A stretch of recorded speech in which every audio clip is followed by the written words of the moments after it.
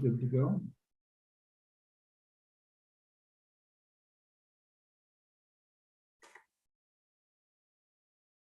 Welcome, everyone. I call the Planning Commission meeting for Tuesday, March 7th, 2023 to order. The first item on the agenda is public comments. And we welcome community members to the Planning Commission's meeting. In this forum, the Planning Commission does not engage or dialogue with the public. The primary role of the Planning Commission is to listen. We will hear from our on-site guests first, followed by our virtual guests. If you are present, please sign in. If you are online, please use the raise hand feature now if you wish to speak.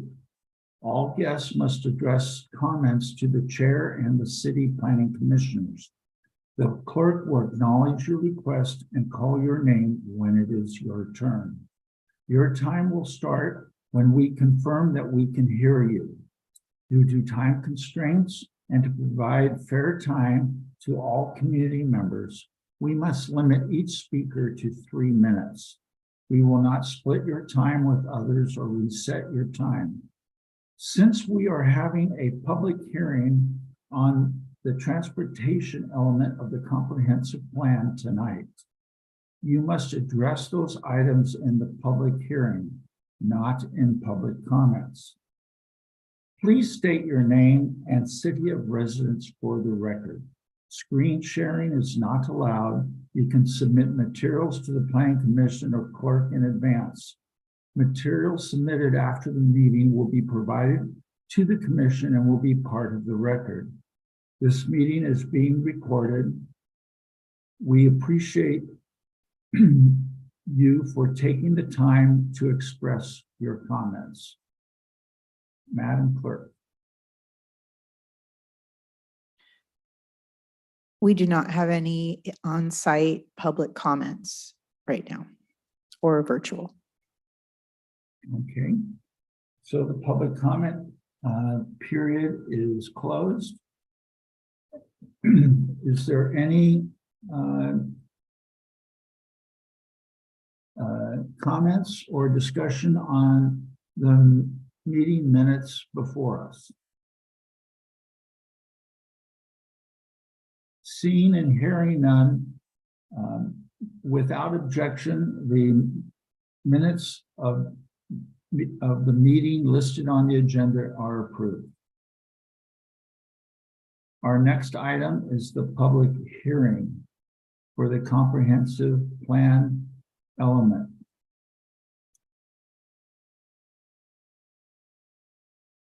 We welcome, first, before we do that, we are going to have a presentation beginning with John Dente. Good evening, commissioners. Tonight we're going to be presenting another update on the transportation element. I'm here with Alicia McIntyre from Parametrics, who will be giving the presentation for the most part. Within that presentation, we're going to be talking about things that have changed or updated since the last time we spoke to you, and then any new information that we have not yet shared with you. So with that, I'm going to turn over to Alicia to begin the presentation. Good evening, everyone. Thanks again for having us here tonight. I'm going to go ahead and share my screen so that I can provide this presentation. So please let me know if you are seeing a PowerPoint presentation. Is that showing up? Thank you. I see a thumbs up. Okay. So as the chair mentioned, we're here this evening to hold a public hearing and take comment regarding the proposed updates to the comprehensive plan transportation element and the capital facilities plan. So tonight we're going to give an overview of the process and the changes for most of the planning commissioners. We have talked about this in the past, but for the benefit of anyone new to the process, we'll give a complete overview of the changes that are being proposed. And then we will focus in on changes specifically that we've made since we last spoke to you at your January 17th meeting. And then after public comment, allow for some time for discussion and development of a recommendation.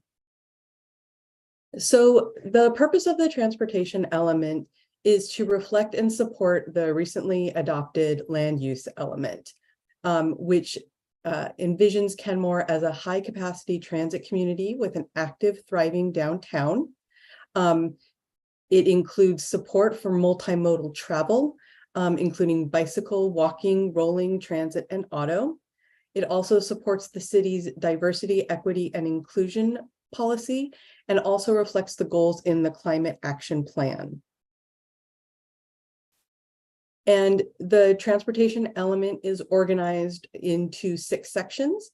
It has an introduction. It describes existing conditions in the city, and then includes a section with goals, objectives, and policies. And then it describes a vision for the future transportation system, again, in alignment with the land use element. And then it describes near term, meaning 6-year, as well as long-term 20-year capital projects. And then finally details implementation strategies for creating and bringing that vision, that transportation vision, to life. So some of the major changes that are in the element, and you'll see those in your packet. You have a strikeout, underline, highlight version that shows the specific changes, but at a very high level, the changes include a stronger emphasis in the element on prioritizing non-motorized mobility, emphasis and support for the city of Kenmore as a high capacity transit community, as described in your land use element. We went through a process to rename some roadway types so that they are consistent with federal designations. There are also standards for structured parking facilities to align with the city's vision for downtown. The element discusses new and evolving technologies addressing issues such as stormwater management, micromobility such as scooter or bicycle share, and electric vehicles. There's a updated level of service standards for the city of Kenmore's countywide growth center to reinforce the city's prioritization of bicycle and pedestrian mobility in this area. The update includes discussion of regional planning for SR 522. It includes support for expanded transit service in Kenmore, including planned changes to the regional transit network, such as the Stride BRT underway in planning by Sound Transit, and then implementation of water taxi service. And then it also includes a discussion of the environmental impacts of the transportation system and direction to be more proactive regarding minimizing impacts. And then finally includes language that provides stronger alignment with other city plans and policies, including the ADA transition plan, the pedestrian facilities plan, and the city's DEI policy. So just a brief overview of each section. The existing conditions provides a description of the transportation network. It talks about general travel patterns for residents in Kenmore. Again, discusses roadway classifications, which have been updated to match federal designations, provides an inventory of the different modal conditions in the city for pedestrian and bicycle facilities. And just as a reminder, this plan is scheduled for adoption in 2024. So what you see in the existing conditions reflects what will be in place at that time, including projects that are under construction right now. And then also we included a description of the freight network in the city. The network overview also talks about the city's transit network, and it does talk about both pre-COVID conditions as well as those present in fall of 2021. Transit agencies across the country experienced some significant drops in ridership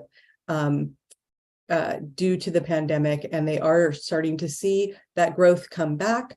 So we wanted to definitely paint that picture of what demand was like pre-pandemic, because that does inform in part the land use element and that vision for the city as a high capacity transit community. We also describe vehicular performance, levels of service. How do your intersections operate, particularly during the peak PM period? And then the document provides an overview of current challenges and observations in the city. And a lot of those have to do with bicycle and pedestrian safety, the availability of transit, and then limited non-motorized connectivity within the city. And then finally, it continues to talk about trends on other factors that will affect the transportation system for the foreseeable future, including transportation-related climate impacts, downtown development, and regional growth. The existing transportation element has 6 goals, and they're summarized here, talking about a comprehensive multimodal network, discussing local, regional, state, and federal coordination, fiscal, environmental, and equitable sustainability, encouraging travel by modes other than single occupancy vehicles, maintenance of safe air travel services, and then facilitating freight mobility. And then this update has 2 new goals. So there are proposed updates to those first 6 that I mentioned, and then these 2 new goals. The first being a discussion of equity in transportation services and infrastructure, really focusing on providing projects that have provide for equitable access and benefits, promote inclusivity and affordable services, and are supported by a collaborative planning process. And then other new goal, number 8, focuses on minimizing, mitigating, and responding to the effects of climate change. That includes balancing demands with sustainable growth strategies and policies addressing reduction of vehicle miles traveled. The next section in the plan talks about the future transportation network. It provides a description of the city's layered network, which talks about how the different modes are all considered as a part of this plan, and how those visions for a connected pedestrian network, a connected bicycle network, are all integrated to provide, to show them on the right in the right locations throughout the city. It also talks about a forecast for future traffic operations. We do traffic modeling to try and get an understanding of where there might be challenges in the system that need to be corrected. That's a state requirement. It has to do with the concurrency requirement, and we talked about that quite a while ago at the beginning of this process. As I mentioned earlier, the plan talks about roadway typologies and does include changes to align with federal classifications. And then finally, the future transportation includes that vision for all of the different modal networks in the city. The next section in the plan talks about near and long-term capital projects. And this section is broken into 6-year and 20-year projects. And that's specifically, pardon me, that's specific, those 2 different horizons are associated with the 6-year horizon, which is a requirement to plan for concurrency and making sure that services are available in the city concurrent with growth.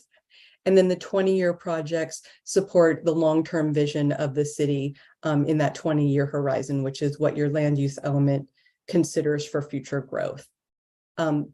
These projects are identified to help achieve the vision outlined in the draft element, and they address safety and non-motorized mobility, as well as impacts to water quality. And then finally, as I mentioned, we did traffic modeling to understand what the future, how intersections would perform in the future. And based on the proposed level of service standards in your plan, there were no projects that were identified specifically that would be needed to address and modify intersections to comply with your level of service standards.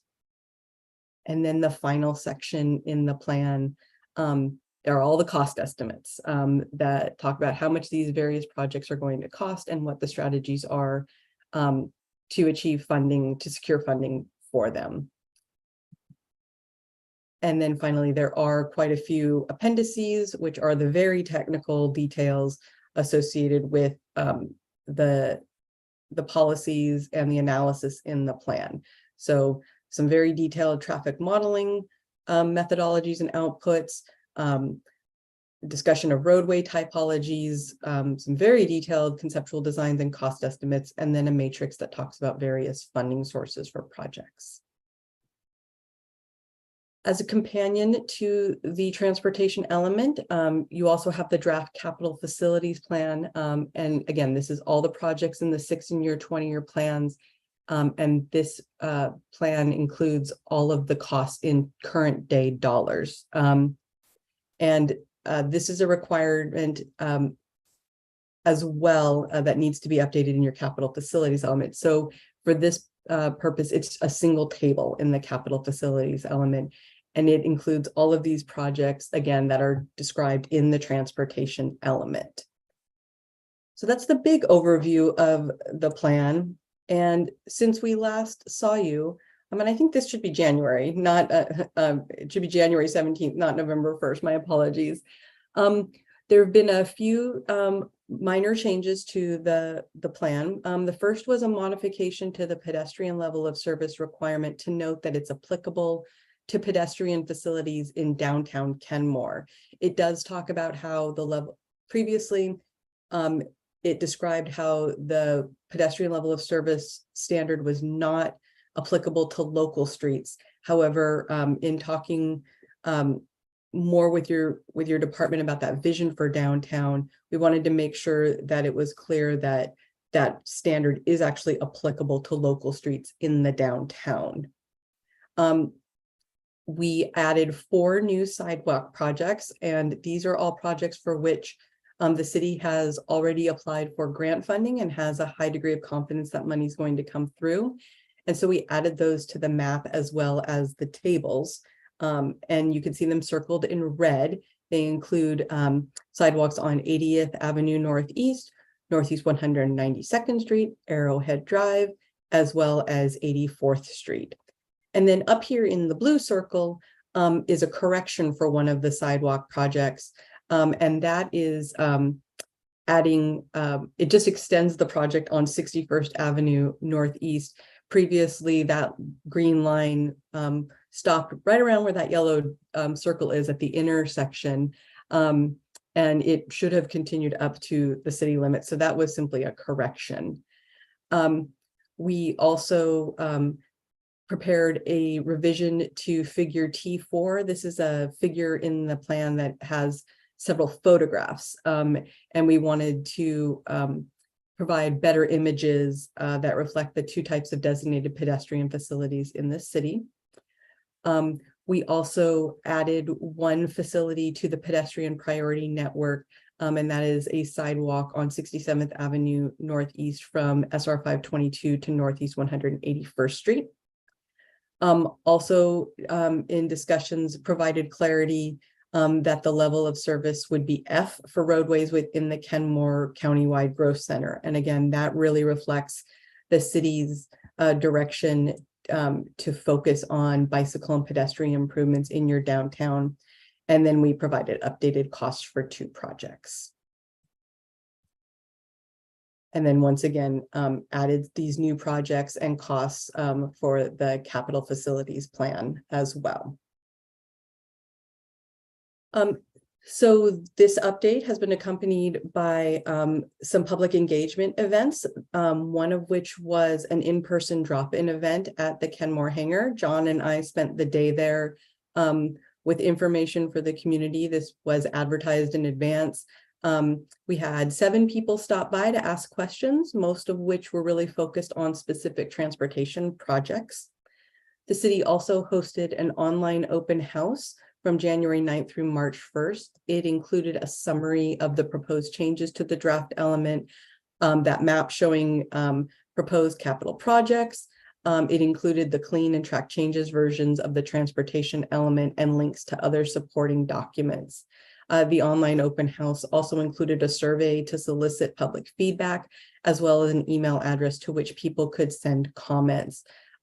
As of the end of last week, the city had received 138 surveys and had received 4 distinct emails, and a summary of the responses to the emails for 3 of them is provided in the response to comments in attachment 9 of your packet. The 4th email actually was the one that brought to our attention the error for that sidewalk project on 61st.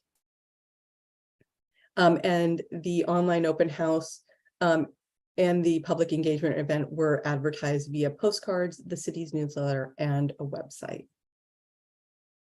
So as I mentioned, the city received 138 surveys and 4 emails during the comment period for the open house.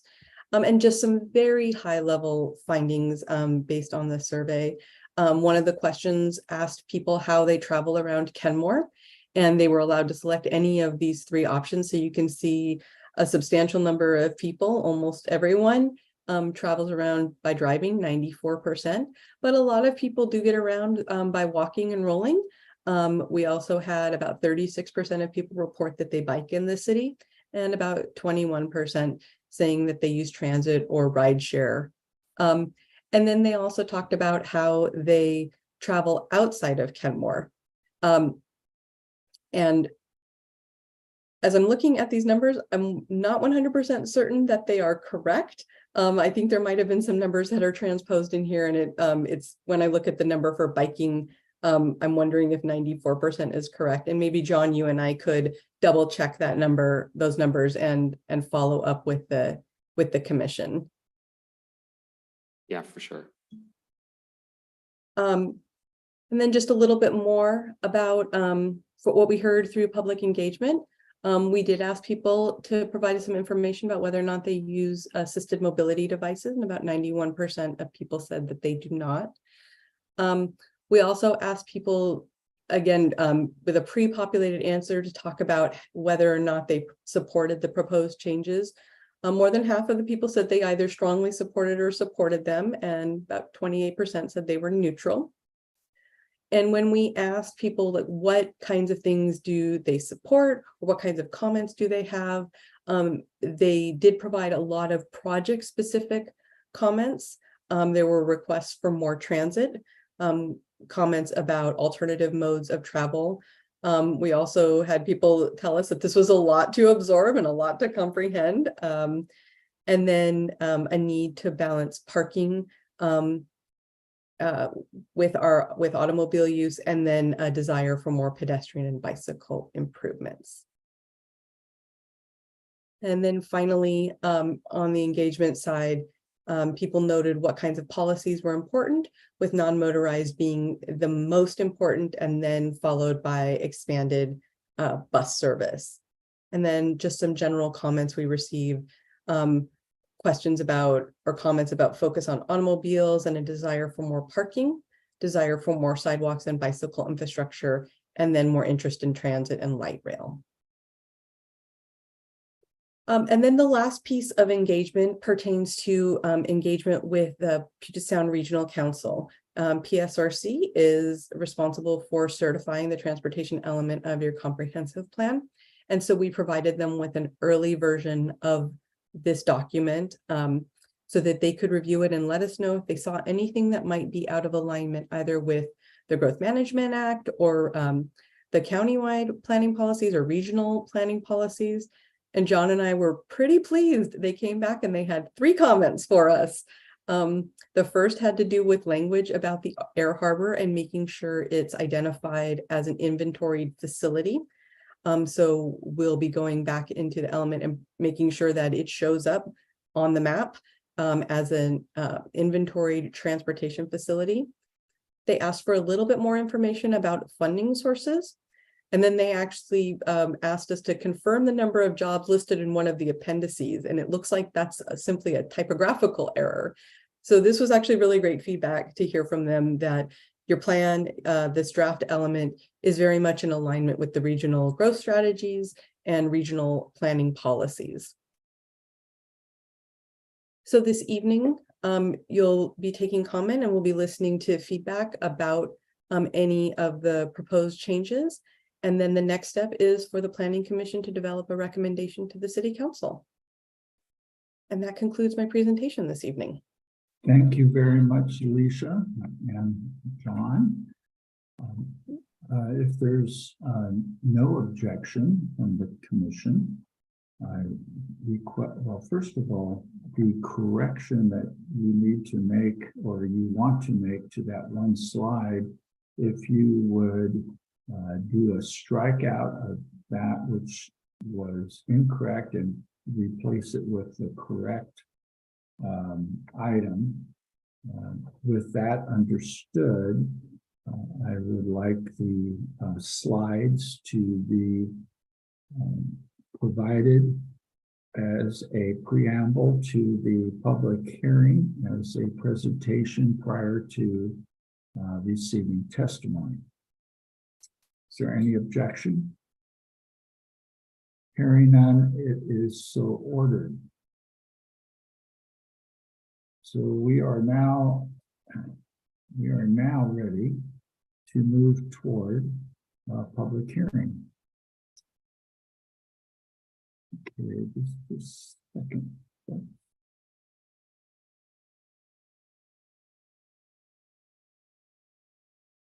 I'm switching my screens here so I can see what I need to do.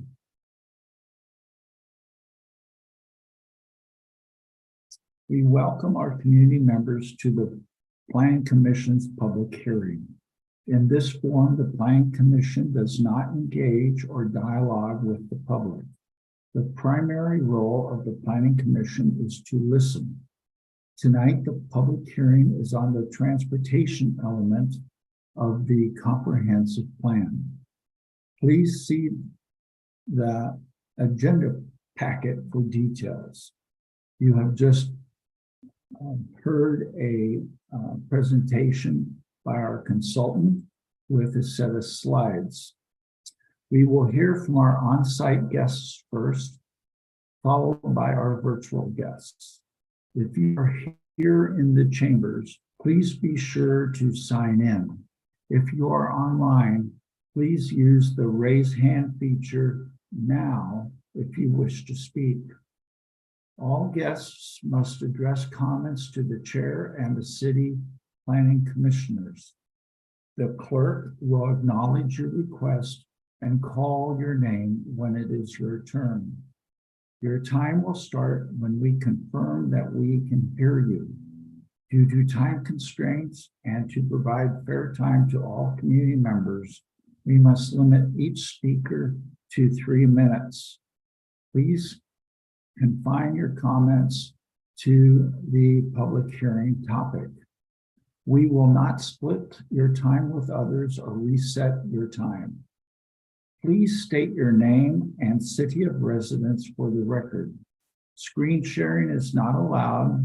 You can submit materials to the Planning Commission or clerk in advance. This meeting is being recorded, and we appreciate you taking the time to express your comments for us to consider. Thank you very much. Madam Clerk, do we have anyone in the audience? We do have someone in the audience.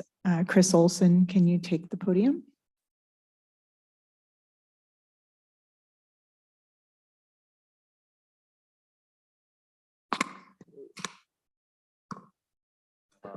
All right. So I'm Chris Olson. I'm a resident of Kenmore. I live on 62nd. And I actually meant to speak during both periods today, but I didn't write my name down. And Chris needs to speak more into the microphone, please. Will do. And frankly, both are similar topics, so I figured I'd just speak here. First off, HB 1110 passed today. And so cities with over 25,000 residents will, their municipal urban growth area will be pushed into missing middle housing, which is something I've been a strong proponent of, having missing middle. And currently the city of Kenmore is around 23,000 to 24,000 people. So as the city grows, we're probably going to end up having missing middle come in, which is going to be in alignment with the other transportation element items we've been talking about. Overall, I've been very impressed with what I've seen with the transportation element. And I hear that parking is always a concern. In my experience, it's generally something that's an issue 5% of the time. And I want to make sure that the city is a place that's good to be in all the time, and not something that's kind of meh, so that we can have parking. Lastly, I wanted to talk about the connectivity piece. The consultant, I believe it was Parametrics, has mentioned the importance of connectivity, especially for bike routes and people walking. There's a term called RDI, or Route Directness Index. It's basically the trip distance over the crow fly distance. And I think the city has probably looked at this. They seem to be improving those corridors now, but an example would be trying to cross 68th by bike. At the moment, you are in the bike, or I guess in the vehicle lane, crossing 68th before you have to turn right into a curb ramp or go around to get onto the trail. I know that the city has been taking steps on those items, and many of these are way down the line, as it is kind of dependent on private property owners and changes to the city over time. But continuing to push that effort forward is something that I think is really important, and I just wanted to mention that to all of you here. I biked in tonight, and I think that the graphic showing that most people drive, but people do walk, roll, bike, take other modes is really an important takeaway, and a weakness of our transportation systems as we've built them in the past. So I'm glad to see the city moving in this direction. Yeah, thank you.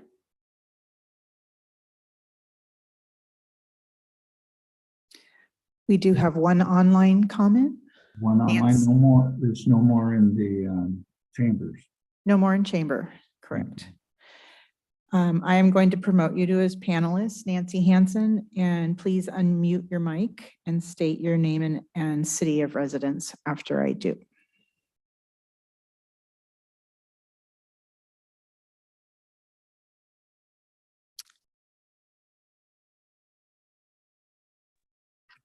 There, I just had to get invited. So my name is Nancy Hansen, and I live in Kenmore, in the Moorlands area, and that's the part I'm going to be talking about. Even with hearing that environmental impacts will be given a proactive place in the transportation plan, I still have concerns based on what I've seen in Kenmore in the recent past about protecting environment, and little discussion in the transportation plan on that issue. I'm leaving out a huge part that I had because of time limits on the major amount of water in the moorlands, but I might write that and send it in. But I have a big concern about overloading with development and more transportation that affects streams and steep slopes in the moorlands neighborhood, and that's our critical areas. We need to know what water is underground, and we haven't done mapping that is required to, or needs to be done to even know. It's costly to repair the roads that have been damaged up here. I'll explain more when I write in on that. I believe the tremendous amount of water coming off the steep slope deserves some special consideration in the transportation plan. Kenmore's critical area codes and goal 3 in the current transportation plan requires this. It is difficult finding a transportation route. Has a survey been done of expected ridership in the area? I've heard so many comments about people saying they'll never ride the bus up here, and they can't ride because it's too far to get to a stop. And I don't know what can be done about that, because it's a hard spot to get across all the wet areas here, across from 84th over to Juanita. Many people I've talked to said they would either use the bus system or they would not be able to get to where they work. They would never use it, or they would not be able to get to work if they used it. And a lot of the comments I'm talking about right now apply to other wet areas in Kenmore as well, like Swamp Creek. I just happen to know my neighborhood better and kind of familiar with where the wetlands are and how they run. It seems like a lot is being asked of Kenmore also in exchange for receiving transportation. So I know you've got a real difficult task. Is there any way to get some help with the fact that relatively little land is buildable? Once agreed, we won't be able to save critical areas that are likely to be needed with climate change. I think Kenmore is giving up a lot of what we take for granted by using all available space for building due to the trade-off for transportation. Thank you for allowing me to comment. Thank you very much, Nancy. Is there anyone else on the online, Madam Clerk? Yes, we do have one more online comment. Elizabeth Mooney, can you unmute your mic?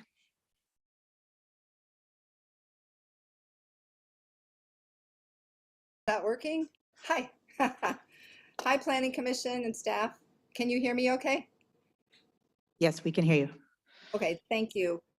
Elizabeth Mooney, citizen of Kenmore since 1995, president of a nonprofit that evolved as a result of, in my opinion, overdevelopment of urban salmon streams and wetlands in Kenmore. So I am president of People for Environmentally Responsible Kenmore.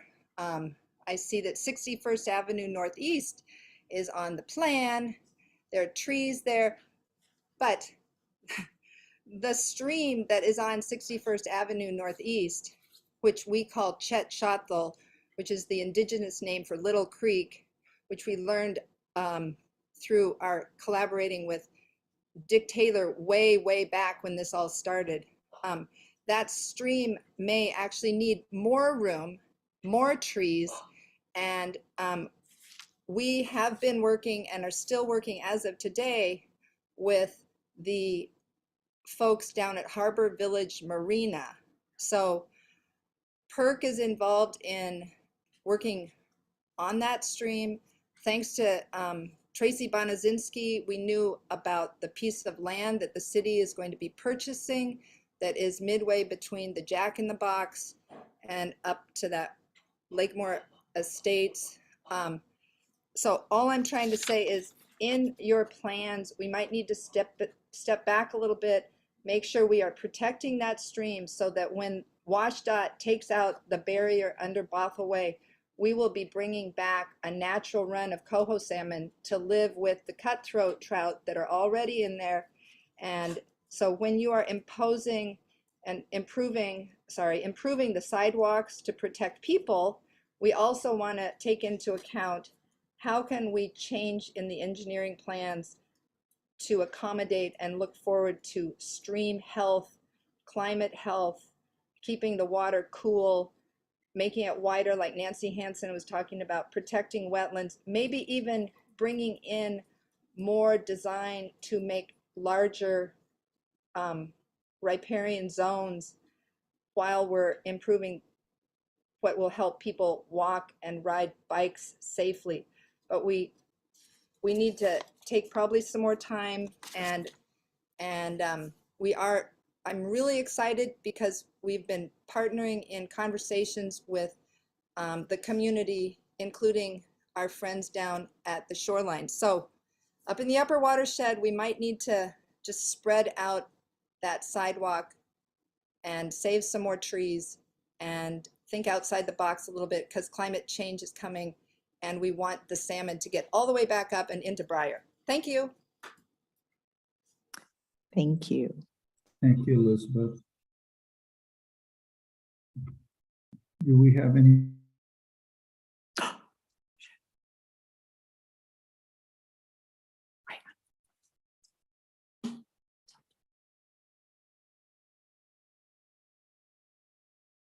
We have no more in the audience. Thank you.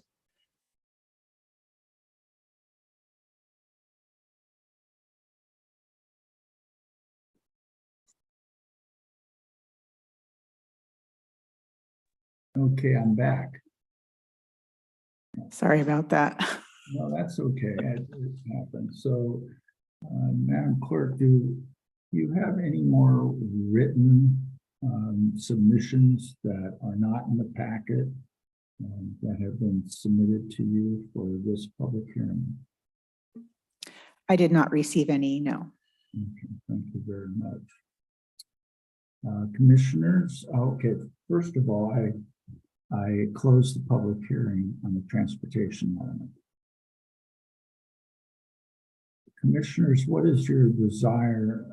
We can either deal with this transportation element tonight or wait until next meeting so that we can consider the public comments that we heard tonight before we make any amendments.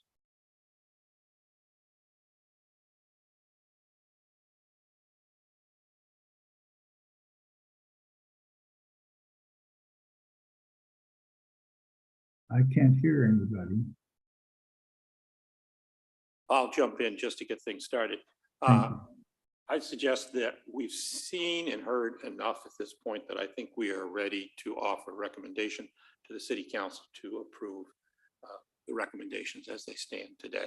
I think we have a little bit of additional information and maybe look at some corrections that we need to get some information back on, but I don't believe the answers to any of those would change our need to make a recommendation. So I'm prepared to make a motion if well, why don't we wait and see if there's any further comments on this particular item, and then we'll go forward.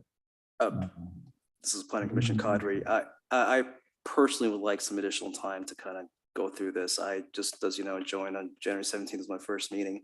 I've heard some public comments here. I think I would need some additional time, but you know, I'll leave the commission to put in a vote and see what works best for the commission. But for me, I would need some additional time. Are there other comments on this or beliefs from the other commissioners? I know for me personally, we did kind of approach this jumping around a little bit. We look at it for one meeting, 1 month, and then take a couple meetings off, and looking at it all together with all of the elements in place, I think did raise a couple more questions. So maybe building in a little bit of time just for last minute clarifications and basic discussion. I don't see anything groundbreaking when I say that, but building that in before moving forward with recommendations would be a good idea, at least from my position. I would tend, as chair, I would tend to agree with that. And also I would like to let our public attendees and the comments that have been made, I would like to make sure that they understand that we have given them due time and consideration.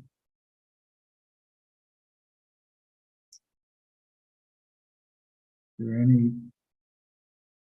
So I see there's 3, so we have to have 4. Tracy, go ahead. I support waiting to make a recommendation until our next meeting. Okay, so that's 4. So we will hold this over and to the next meeting. At the next meeting, if all the commissioners would be prepared to, if they desire to offer amendments to the element or the capital plan, as it may be, so that we can adopt a recommendation to the city council that we can hold on until our beloved staff put all the elements they want to put together to send to the city council. So we will hold this to the next meeting. So our next item, let's go to my agenda. I did want to make some clarifications for the commission, if I may. Yes, go ahead. I just wanted to provide some clarification on some of the public comment. If I understand Mr. Olson's questions about connectivity on bike lanes around 68, we have a capital project that's going to happen this summer that's going to connect 68th to the Burke Gilman Trail down 175th to 65th, so bike lanes on both sides of the road to provide that connection. And then this summer, we're going to be extending the bike lane on 170th on the going eastbound on the south side of the road from Juanita to connect to the rest. And then we're going to be approaching council in April to see their thoughts and opinions about extending the bike lane on the north side of the street as well too. So we've got that. And then responding to Elizabeth Mooney's question about the Chachal Creek, the 61st Avenue project is 2 phases. There's the phase north of 193rd, and the phase south of 193rd. As part of that phase south of 193rd, we're moving the sidewalk 10 feet over. We're eliminating the center turn lane, and we're improving or increasing the buffer between the sidewalk and the creek.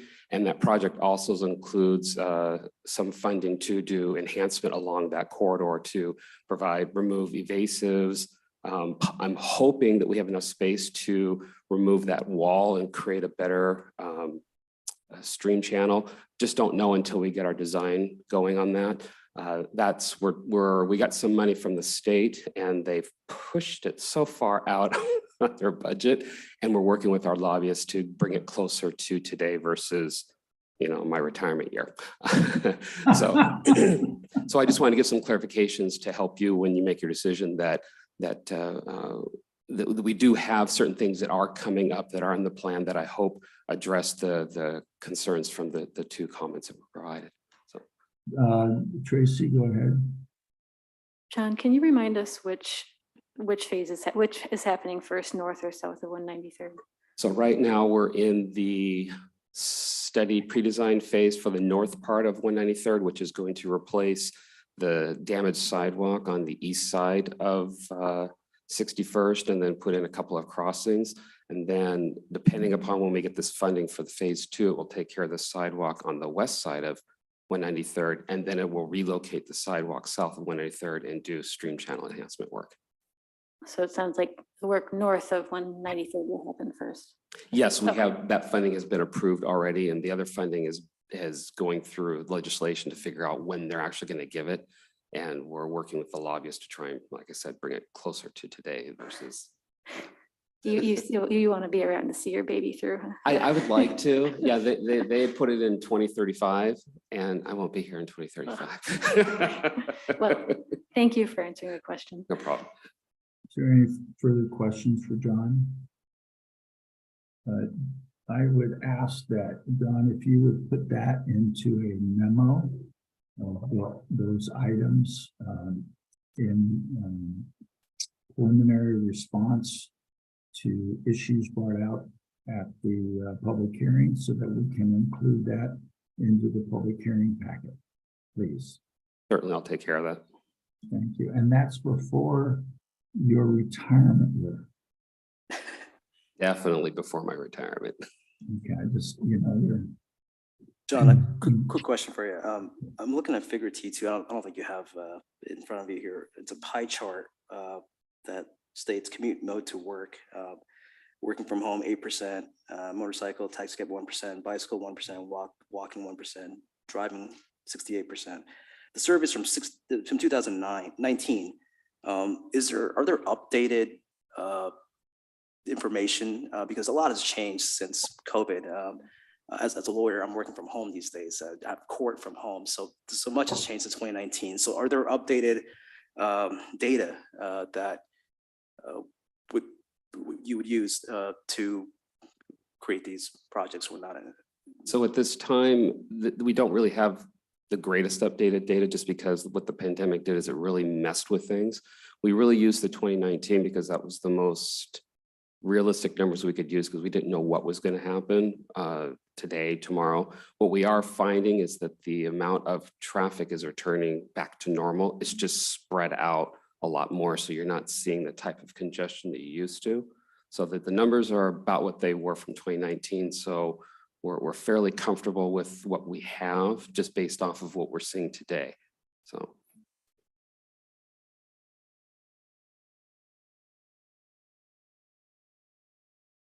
You're muted. Are there any further questions for our staff? Yes, go ahead. Yes. All right. Yeah, don't worry. So John, I don't mean to put you on the hot seat right now. But I also know that we have our consultant here this evening. Would it be better to ask maybe small questions that have come up since that time about this element, or should we defer to the next meeting when we discuss it more in depth as potential amendments before adoption? I would be comfortable if you want to ask your questions now, and if we aren't able to answer them, we can follow up. Okay. Yeah. I don't know if others have maybe a couple of little things that have popped up since then. Unless there's an objection, go ahead. Commissioner Lutz is. It might take me a moment to get from question to question since they're spread out through 300 pages. So I apologize for that. My first one had to do, this is just a technical thing. When reading through this, one thing I noticed is, what is peak PM? I see that, I mean, I know that we've discussed that, but I see that referred to peak PM throughout, but I don't know if it's defined in the element at all. And I'm not sure if maybe our consultant here this evening or you may have an idea of if or where that is defined in the element. Yeah, I'm not positive it's actually defined in the element. I don't know if you know the answer to that, Alicia. If you give me a moment, I'm doing a word search really quickly because I remember this conversation coming up and us talking about making sure that it was understood where that is. So bear with me and I'll see if I can find it. If not, that's one of the things that we can follow up on. Yeah, no worries. I remember back that we had this conversation, and now looking at this that we're presenting, that was something that I still was seeking some clarity on. If others have questions too, please jump in while I try and find the next question. I'm not sure I'm in the right document. I know we put it in here somewhere, but I tried to do a word search and couldn't figure it out. I lost track of any multimodal, what's the word I'm looking for? Electric for battery powered transportation options. I had the displeasure this weekend of trying to use what I will now refer to as lame scooter because they stop in Kenmore. They also stop in Woodinville. It was not particularly useful for me to get from Kenmore to Woodinville, which was my objective, and to leave my vehicle at home. I thought, what fun. But apparently they're not allowed here or don't operate here. I'm not sure what the reason was. And I didn't see any place in this, but it seems like it's transportation. I was hoping somewhere we could address making sure we're welcome to these companies that put these things out there. I don't know, is that in this transportation? Is that where we want this? We do have a policy that identifies exploring alternative transportation options, and that is part of that. Okay. And for your information, our traffic engineer is going to be looking at these alternative options for the city and hopefully coming up with recommendations that we could add to our toolbox of travel through the city. So, yes. Yeah. And just chiming in, John, that specifically is policy T2.5.4. And it discusses it in terms of micromobility. Okay. Does this include his request about golf carts? Bingo. we will be considering all forms and identifying what works and what doesn't. Yes. We're gonna, we talked about if we do amend it that way, or the city council does, we're gonna call it the Wyckoff Golf Court Amendment. I approve. Commissioner Lutz's, have you found your next item? Yes, I found the next one.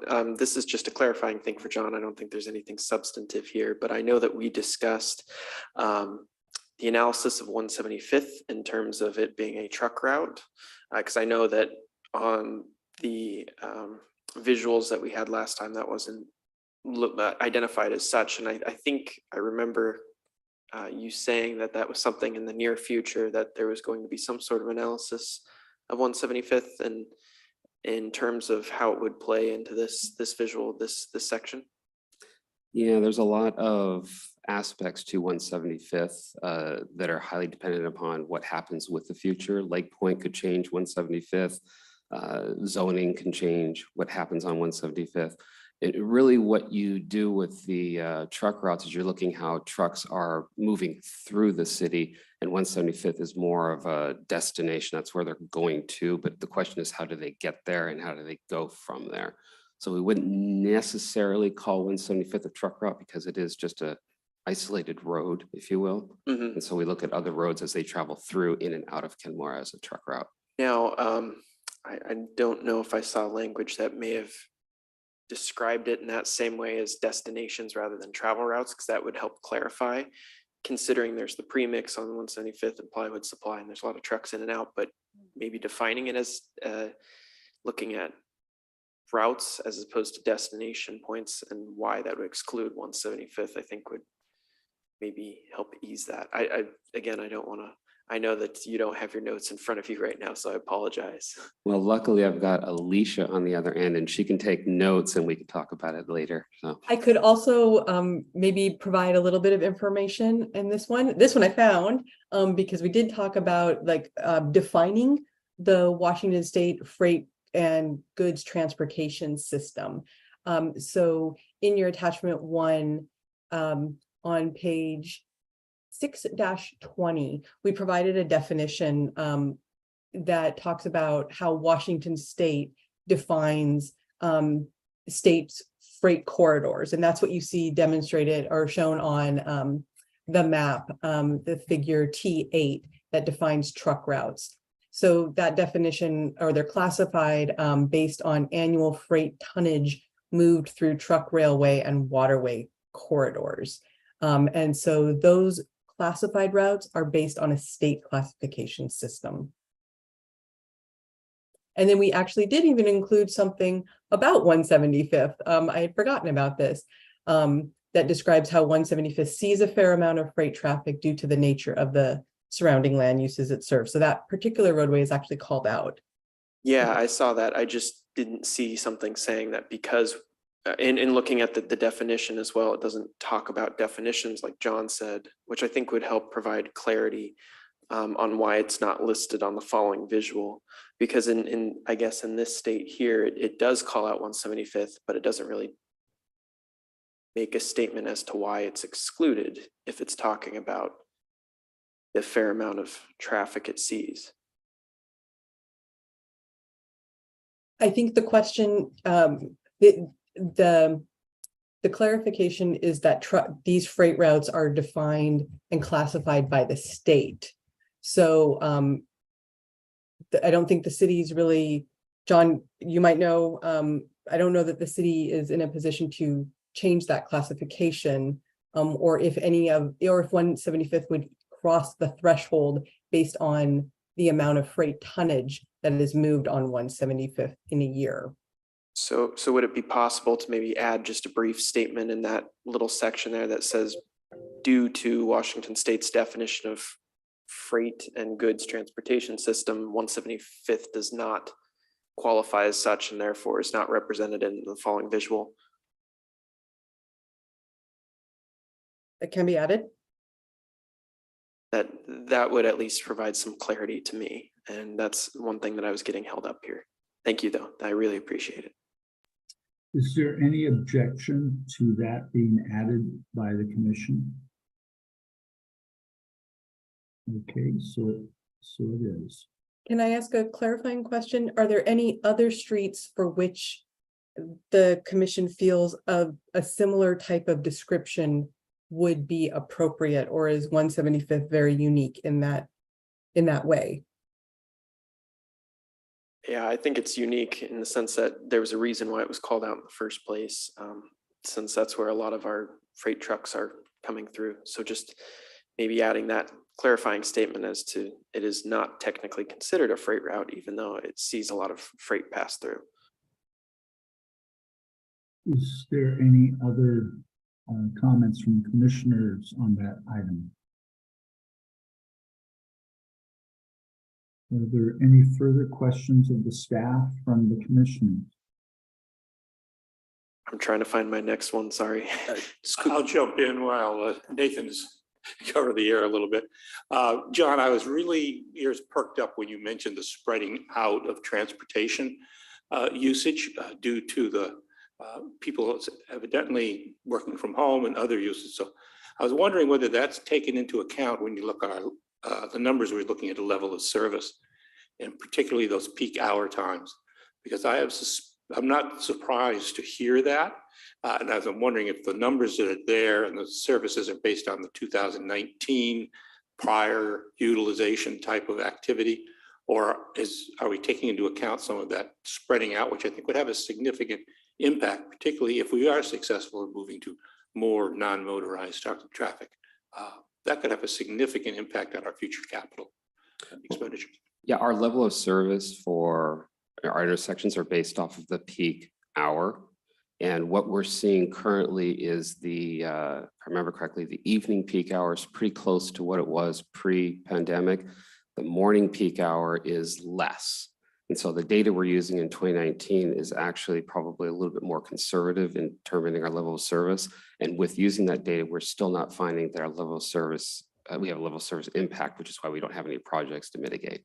So my suspicion is if we used our today's data right now, we'd probably see even less of an impact to our intersections based off of how it's being spread out in the morning hours.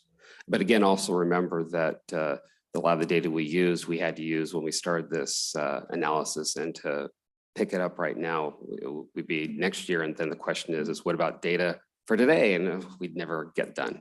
So we have to kind of pick a date and go with it just based off the time necessary to evaluate.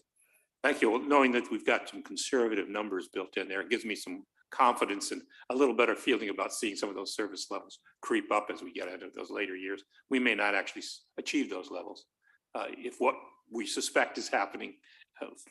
Yeah, and again, a lot of it does depend upon the growth, and everything that we do in our analysis is based off of the expected growth that PSRC brings to us, and that's how we do all our modeling and figure out what's going on. And then we use our local data to help with that as well too.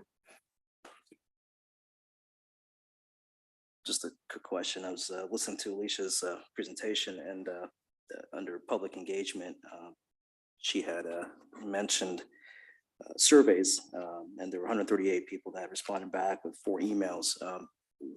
Can you tell me a little bit about these surveys and where it's being sent, who's getting these surveys, and a little bit more about that, whether John or Alicia can answer that? So we did an online open house on our website, which we had open for a little over a month, about a month, I believe. And within that online open house, we had a location within the page where you could take a survey. There was several bits of information for each viewer or visitor to view, data regarding the element, information about the project, maps showing projects itself, and then of course the survey. So everybody who wanted to take the survey could, but you did not necessarily have to take it if you went and visited the site. So we got the 138 surveys of those people that were willing to take it. I had another question, and this has to do with figure T17. My question for that is, this is just a clarifying question. It's about pedestrian priority networks and green standard, yellow standard, that figure there. I know that you don't have it up in front of you, so I'll try and help there. My question was, Simons Road was listed as green standard, being a 2-sided facility, and I was curious why that is, considering that there's facilities only consistently on one side of the road. So what the way it's set up is we're identifying where we want to have sidewalk on both sides of the street. And given the classification, the speeds of Simons, we decided that we needed to have sidewalk on both sides, which is why I was given the green standard. Okay. That, I guess, looking at the title of it, pedestrian priority network, I was having a little trouble, but being the pedestrian future priority network or goal priority network, that helps clarify that. And those yellow-green standards are reflected in the pedestrian facilities plan. So when you go in there, you will see that the plan calls out for sidewalks on both sides of Simons. And so there are projects listed in there that show Simons where sidewalk is missing along that corridor. Yes, yes, I was actually jumping back and forth with the pedestrian facilities plan, and that'll be another question coming up in a little bit.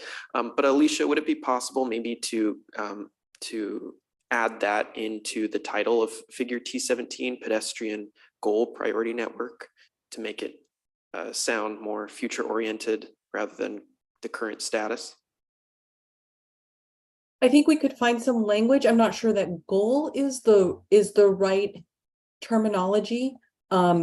But you know, I think emphasizing that this those modal maps, both for bicycles and pedestrians, is in the future transportation section of the element. So providing just some clarifying language in that title. Like I said, I don't think goal is quite the right word. Yeah. But providing some other language. And I would advise that if we add something for the pedestrian priority network, we would add similar language for the bicycle priority network, figure T18. Yeah, in terms of the verbiage there, I think you're right on with the word choice. I was just trying to suggest something, but you are certainly the expert in that realm, so I will go with you on that. But you understand sort of where my head was at, so thank you. Yep, will do. Commissioners, this is an item which will be brought back to the commission for adoption. Is there any objection for our consultant to provide the answers for Commissioner Lutz's requests? Hearing none, so ordered. Another question I had refers to figure T21, and that's the 2044 forecasted auto level of service and volumes. That's one with a lot of big red circles. And so this is, I don't think any changes are needed here. It's just a question out of my own curiosity. So is it the city's position right now to allow it to get to that point, or is that if we do nothing, that is what will happen? So if I understand your question, that's what's expected to happen. And we don't say we're not going to let it happen. It's more how are we going to mitigate any negative impacts that may result from it. Mm-hmm. So, yeah. No, thank you. Thank you for that clarifying point. With this, I was reading through and I saw it said working with the state, because that's along, a lot of those big red circles are along 522. But that's kind of what it left it at, was working with the state. Is there anything proactively planned to avoid that, or any, ideas in place or programs or any structure to mitigate that in the future that's already decided, or some ideas? Or is it best to just leave it broad and say, we'll work with the state when we get there? So we have to leave it broad because it is a state highway and the state has control over really what happens to that corridor. And unfortunately, it's built out. There would have to be something extremely drastic done to mitigate for that. And at this time, as far as I understand, the state doesn't have any plans to mitigate for these intersections that are going to exceed our standard. Mm-hmm. So thank you for that clarification there. I will let others jump in. I know that I'm kind of hogging the mic here, so if anyone else has a question, please feel free. Okay. The last point had to do with short-term goals and the PFP.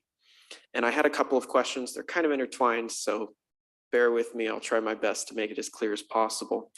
But the selection of those 0 to 6 year short-term goals, that was specifically based on priority and then access to funding. Is that correct? That is correct, yes. Okay. Now with that, I'm having a little trouble differentiating those 0 to 6 versus the PFP priority list. If the PFP priority list, is it when they get to the top and they jump off of that, then they come onto this list? Is that how that works? So the way the PFP works is we establish the priorities that we want to consider for improving sidewalks. And it's based off of, if the city has this amazing windfall of millions of dollars, that is unrestricted, we can do anything we want with it, then the priorities shown in that plan is how we would address improvements on sidewalks. Unfortunately, where we identify the need for sidewalks and how we prioritize them do not always mean that they are going to be competitive for grants. And so as opposed to sticking to that priority and saying, we're not building anything outside this priority, we're taking advantage of free money so that we can at least build something in the network. And so those projects that we feel we have a fairly high confidence level that it will be built within the 6-year period, we add that to the 6-year period. Okay. Thank you. Thank you for that clarification. I just noticed that there were some lower level or lower priority things from the PFP that popped up on the 0 to 6, and I was curious about why that was. My other point about that 0 to 6 year goal is there is a built-in element for the pedestrian facilities plan, but that's what it says, is it's just pedestrian facilities. And while those earlier projects that show up on PFP are specifically called out, is that just a placeholder or? Yeah, it is a placeholder because calls for grants come out every other year, depending upon which grant you're going for. I'm anticipating that we will get more grant awards. And so I don't know what projects. And so I just put an earmark that within the pedestrian facilities plan, we're looking to potentially spend X amount of dollars towards a sidewalk project. But since I don't know what it is, I can't identify which one in the plan. So I just identified the plan itself. So that is within our proposed project list. Okay. And then, yeah, like you were saying, that total cost $2 million is more just a placeholder. It could certainly fluctuate depending on how much we actually bring in. And when we first did that list early in November, I just had that. And then right after November, I got word that, oh, you're being recommended for these projects. And I was only expecting one. And we're looking at possibly 4. Okay. So that's great. Does it make sense to have a footnote because of the cost of the project will be changing? Maybe include that in a footnote or whatnot, because I would say that kind of goes without saying because they're planning level costs. And if we ever had a project that came in as we estimated in there, then I'd probably win even more awards than you could imagine. So understood. No, thank you for that clarification. I was just curious how that all lined up and in relation to PFP specifically. So thank you for that. no problem.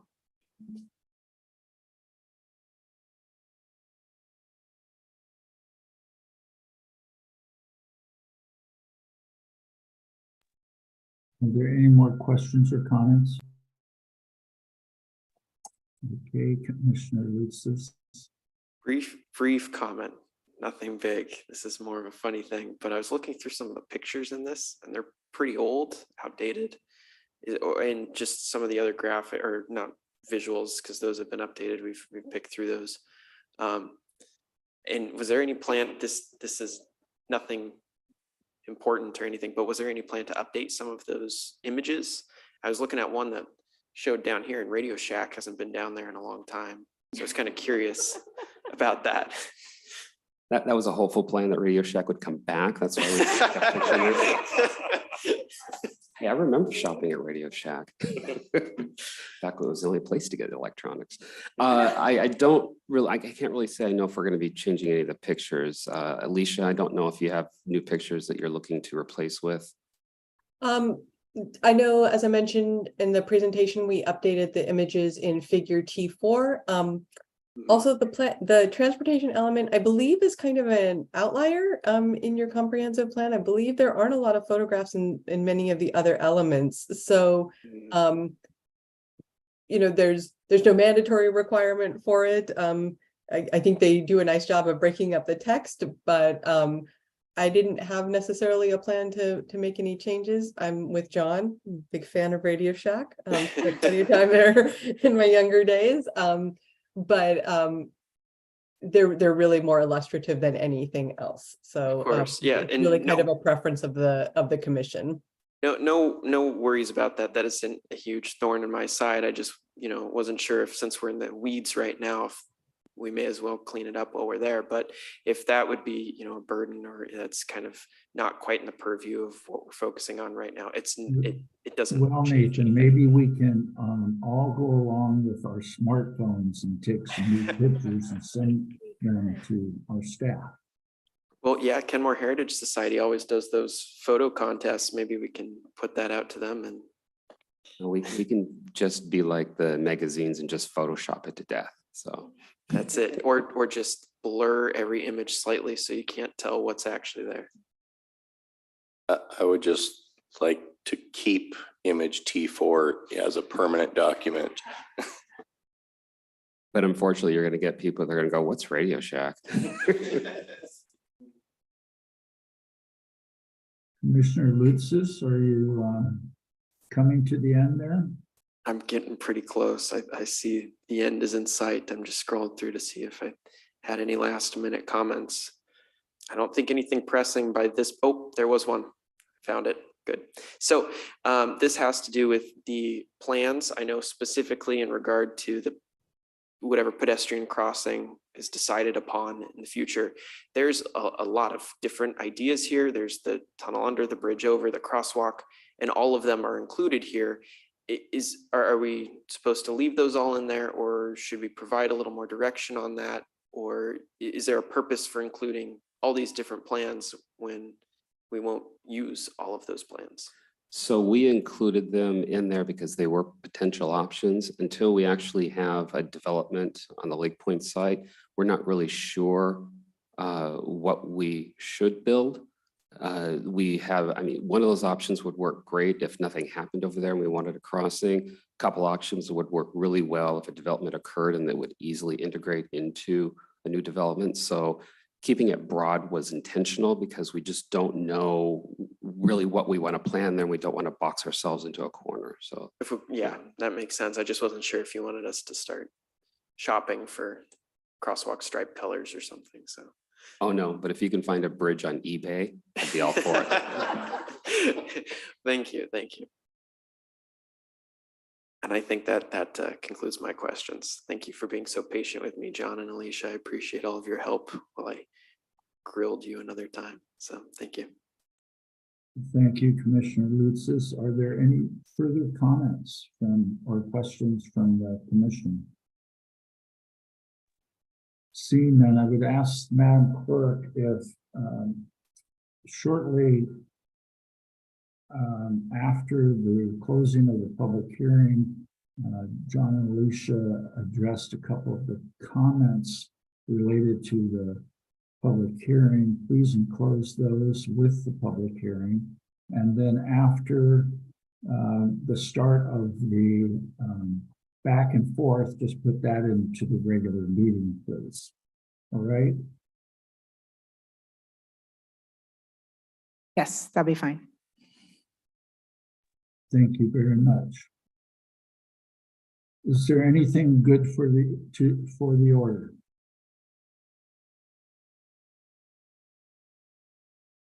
Hearing none.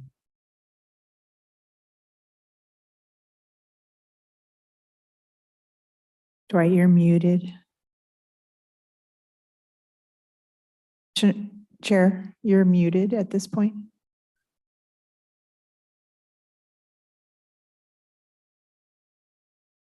Okay, now I'm unmuted. So the Planning Commission meeting for Tuesday, March 7th, 2023 is hereby adjourned. Mike, you can hit the gavel once. There we go. With authority. Thank you, everyone. Thank you for all your work.